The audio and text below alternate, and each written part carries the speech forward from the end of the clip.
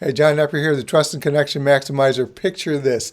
About 90 14 and 15-year-olds in a choir room in a junior high school in Kenosha, Wisconsin, ready to have this rehearsal with this tiny little man who stood about 5'0" in front of them.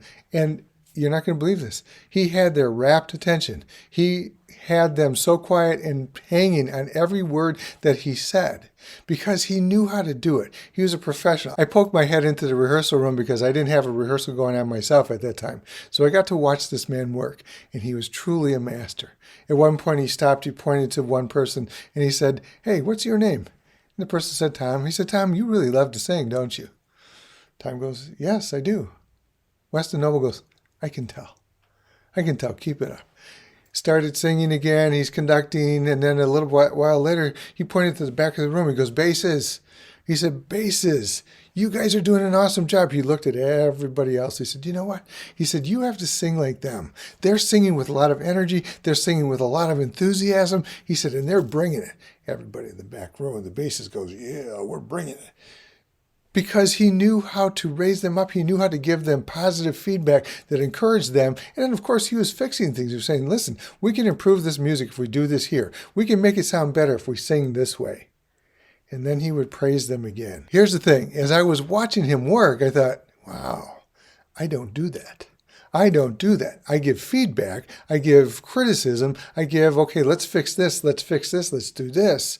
But I wasn't giving them praise. Or I wasn't letting them know that what they were doing was really on the right track. I needed to change that. He gave me the inspiration to do it. Now, I didn't need to become Weston Noble. I needed to become John Nepper, who was going to give that positive feedback and that praise, give them some way to improve, and then give them the praise again. What he was doing was building a feedback sandwich that praises and raises quality. Are you doing that on your teams? Are you giving feedback that is positive? Are you letting the people on your teams know that what they're doing has value, that you really see they're working hard, even if they're not getting it? That's where the next part of the sandwich comes in. So here's the cool thing. The sandwich has 3 ingredients. The first one is praise and raise. You have to let them know that what they're doing. You have to do what Weston Noble did. Point to somebody and say, "Tom, you really look like you enjoy singing.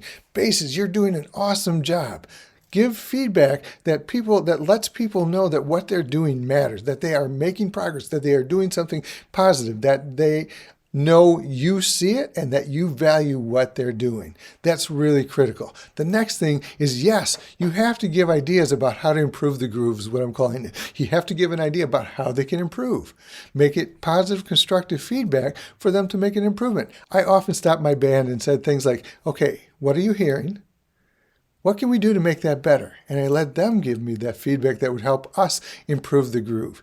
The other part of this is that you have to come back to the praise and raise. So we're building this feedback sandwich. Again, there's this praise and raise. There's this positive feedback. Then on top of that is a way for them to improve what they're doing, to make it better. And then you put on another layer of praise and raise. That's the feedback sandwich, and it works. Think about how that'll work on your teams. Think about how that'll work on your organizations.